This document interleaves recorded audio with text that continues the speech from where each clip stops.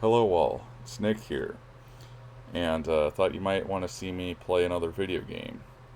This is a game for the Famicom that I've actually wanted for a long time, and this game store that's a little bit a ways from me, but not too far. They've had this game there for probably like a year or two now, maybe longer. But I've always wanted this game, just because. Um, I actually do like the game despite me sucking at it. And that game is none other than Rolling Thunder, or Roringu Sanda, as they would pronounce it in Japanese. Now, this is a mostly complete copy. They marked it as complete, which I mean, they let me look inside, and I knew it wasn't. It's got some damage to the, because, see, this is the cool thing about some Famicom games, like Namco, they package these games in, like, it's like a Genesis style case. It's smaller, but it's the same, like, it's like plastic, got the laminated thing. Some of the laminate is kind of damaged, and this side the spine is, like, all faded. And also, like, inside here, there's supposed to be, like, a warranty. And I think there's even supposed to be, like, decals for the, top of the cartridge you could put on stuff. And I didn't really care for that. But this game does go for a decent amount online and at the game store. Um, I don't know if I really want to say what I paid for it. I took the sticker off the front, I put it inside behind the cartridge because I like to see the art. And of course, it's like really sticky here now. But the laminate here is still fine, so that's okay. So yeah, as you could probably tell, it's a James Bond style kind of game, and there's actually a lot of games that actually copied this game. So it was originally an arcade game by Namco in 1986, and I think it uses their Namco 86 hardware or something like that. There's a name for it. I can't remember the name of it. And the Famicom and NES versions were handled by Arc System Works. Now, this is probably common knowledge nowadays, but the Famicom version is mostly the same as the US version, except it uses a sound chip called the Namco 163, which adds some wavetable synthesis channels. So you get a similar sound to what their earlier arcade games had, like Galaxian or Pole Position and Pac-Man stuff. It's not the exact same sound, but it's pretty close because they're both wavetable synthesis. And you're like, what does that mean? Well, it means you can make your own waveforms, like the disk system, the expansion channel and that. So, yeah, this game is ported over by Arc System Works. I think I said that already, in 1989. And we're going to see if it's a decent conversion or if it's just as bad as the computer versions that Tiertix made. So let's take a look.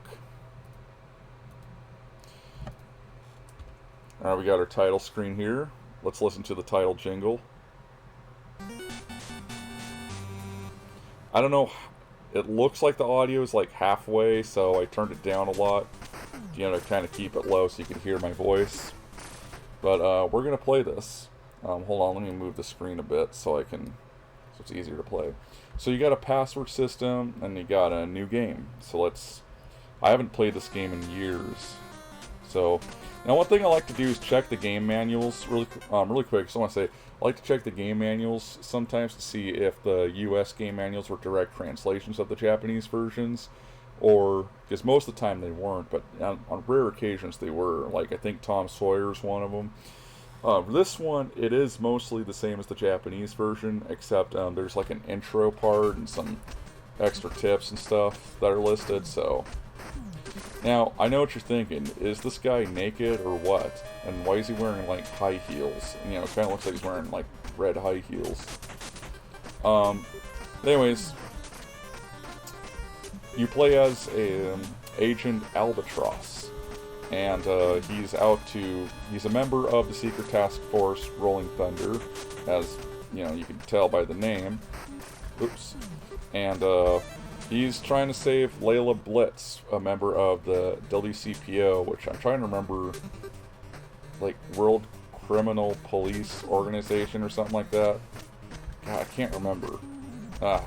So yeah, you only get 2 hits in this game. What's funny is the arcade game gives you a bigger life bar, but it's the same thing. You still die in 2 hits. But there are a lot of things that can also kill you in 1 hit. So it's a lot like playing Dragon Slayer on the NES. Yeah, remember that game? Basically, yeah, touching an enemy, but getting hit by any projectiles or anything that's like not like touching an enemy pretty much is what will kill you in one hit. So you gotta watch out for these guys. Again, I haven't played this game in a long time. This is one that someone was asking me recently, do you have any playthroughs coming up? And I was trying to think of one, and I would really love to play through this game, but the truth is, I don't think it would happen, because it is an excruciatingly difficult game. And I know I've beaten like JJ and Jeff. Yeah, see, look, I didn't even get past the first stage. I think you are allowed 3 continues, which is kind of weird because there is a password system, so what's the point? They might as well just give you infinite continues.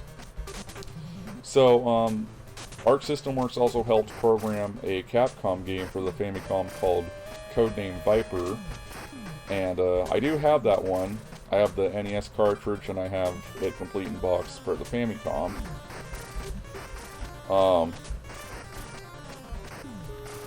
And it's actually just a direct copy of Rolling Thunder. So, that's kind of funny there.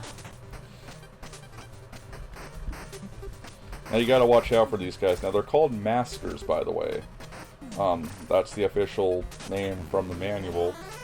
What's cool is the Japanese manual actually has like illustrations of the enemies, whereas the Tengen version, the NES version manual, just gives like text descriptions only. So kind of sucks. Now I gotta say, the graphics are actually not bad for the NES.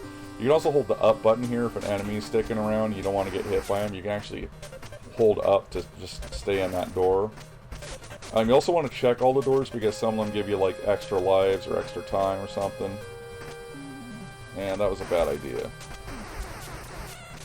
And yeah, this machine gun upgrade is the only upgrade you can get in this game, so you really got to use it sparingly.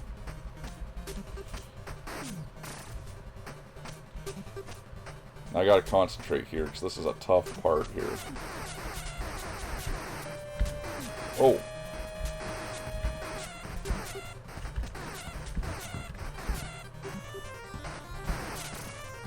There we go. Yeah, sorry, this is, like I said, this is a tough game. It may not look like it, but trust me, it is.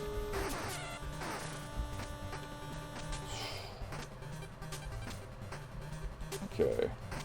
Sometimes you just gotta let these guys come to you. It's easier.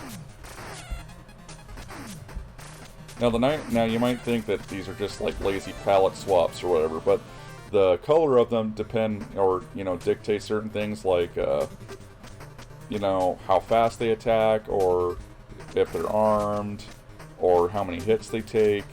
So there actually is a rhyme and reason to why they're colored. Like these blue and yellow guys take 2 hits to kill. But they don't attack you, they don't throw projectiles at you, they just... Yeah.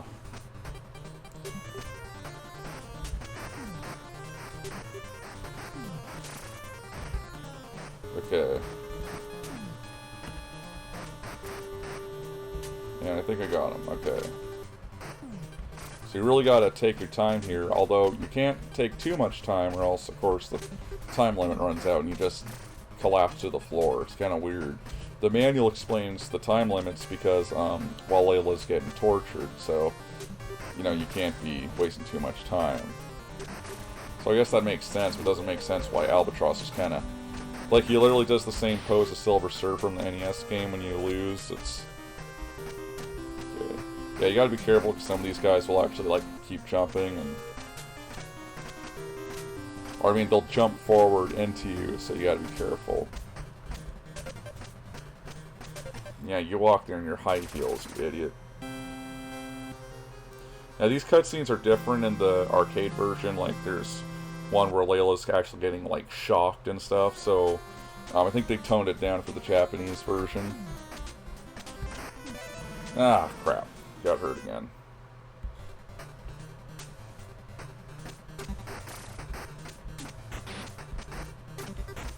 So yeah, this is a strategy that the game actually tells you about.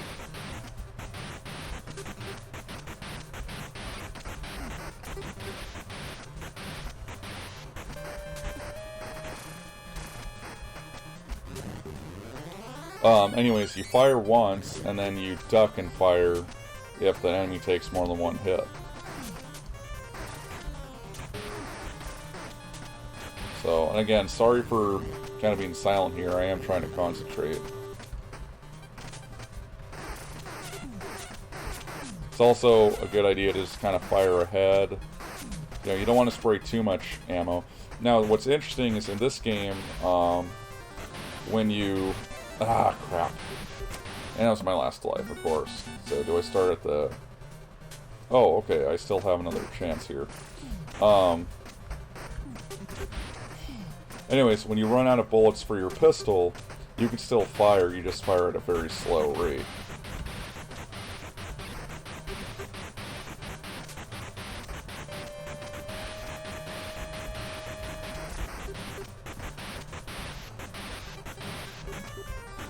Oh my god, let's see.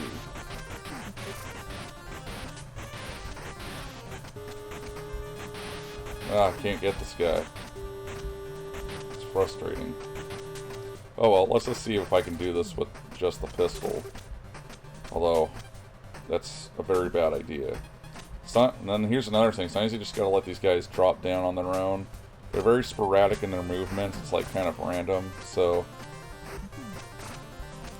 I call it the box of chocolates movement, because you don't know what you're going to get.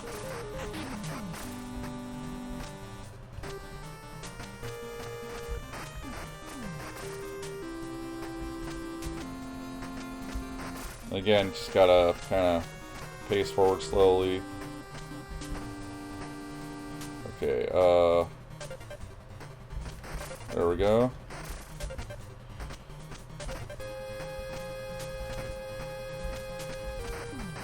Gonna shoot him.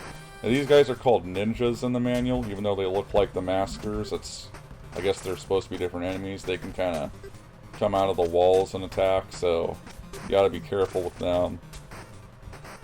But yeah, if this game looks easy, it's not. It is very, extremely difficult. You know, even on the first few levels. I got a decent way through the game before, but it was like one of the cave levels. I just could not do it. And look at that, they start you right next to an enemy that shoots at you, so you really got to be fast here.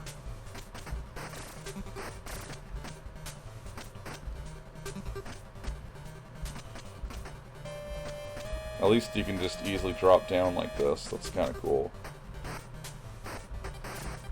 Oh, that's bullshit! Come on! You guys saw that, right? Like, it didn't even touch my feet. Come on. Okay. The game is being a butt right now. It'd be a lot easier if I was playing this on an actual Famicom. Well, it wouldn't be a lot easier. It would be a little easier. Let me rephrase that.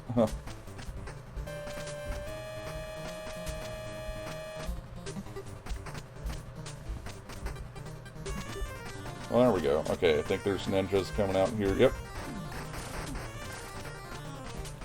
And there we go. I finally did it after like several lives later.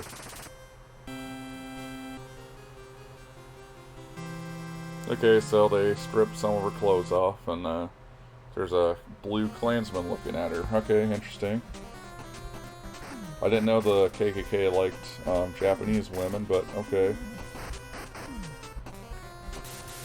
And I think the manual even says that the game's supposed to take place in New York. I forgot what these guys are called. I think they're called Blogas or Brogas or something like that, and I thought they were like monsters or something, but the manual, the Japanese manual anyway, says they're cyborgs, so... Yeah, so there we go. But fortunately, I'm in Area 3, so I'm good. So basically, I forgot to mention on the story too, Layla was captured by a terrorist organization called Geldra, or Geldra is actually how you say it. And the leader is this alien-looking guy called Mabu, and he's the guy that you gotta try killing. Yeah, these are kind of like the hunchbacks in Castlevania. You really gotta be careful with these guys.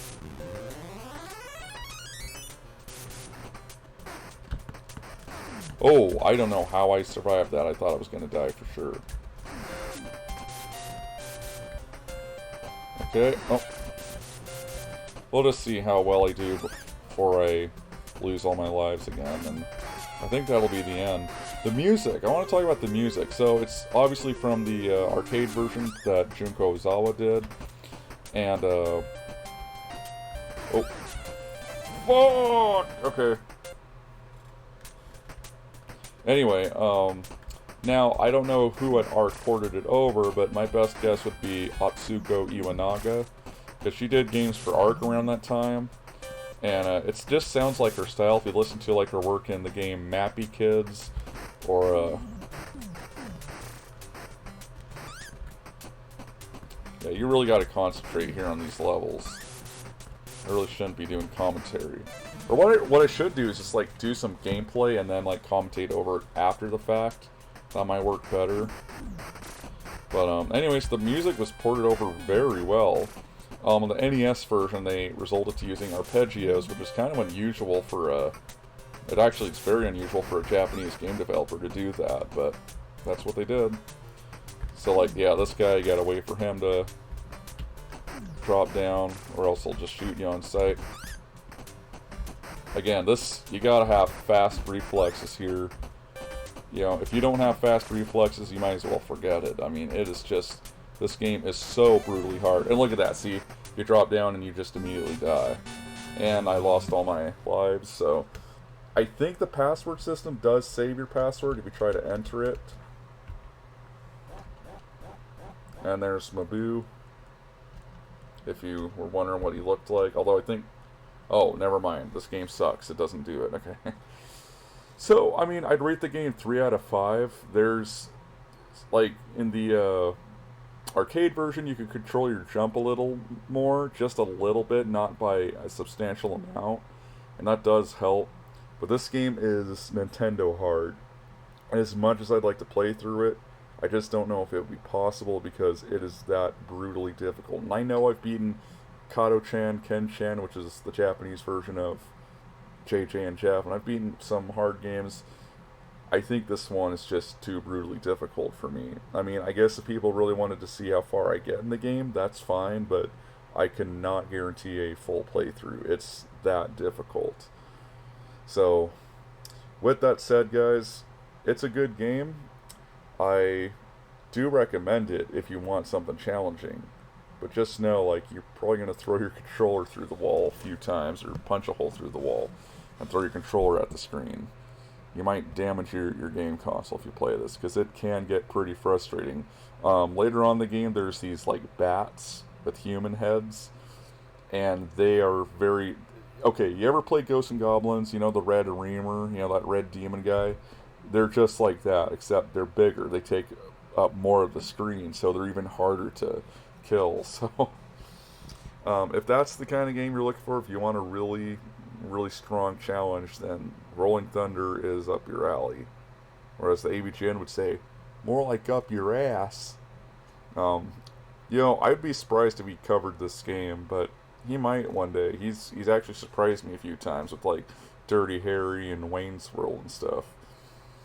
I remember when I did my Wayne's World review, when I did that 2-part segment, I did the first part before he did his review because I was sure he would never cover the game, and then right after I uploaded that, he uploads his review.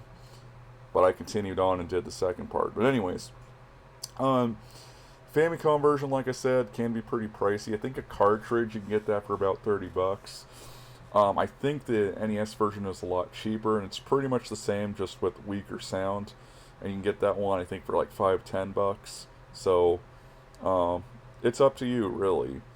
I mean, I prefer the Famicom version because of the sound, but that's about it. I don't think it's any harder than the NES version was. So, with that said, thanks for watching, guys. I appreciate it, and hopefully I can do more videos like this soon. I know I always say a million times that I've been busy. I remember, you know, like Silent Rob and some of these other YouTubers, you know, they'd be like on these really long hiatuses, then they'd come back and say, oh yeah, I was busy, and I was like, come on, man. But now as a working adult, who especially works like the fair share of overtime, I definitely know what it's like. I mean, I work the 4th of July weekend, for crying out loud. So, anyways, I'll see you guys later. God bless. Peace out. Have a good one.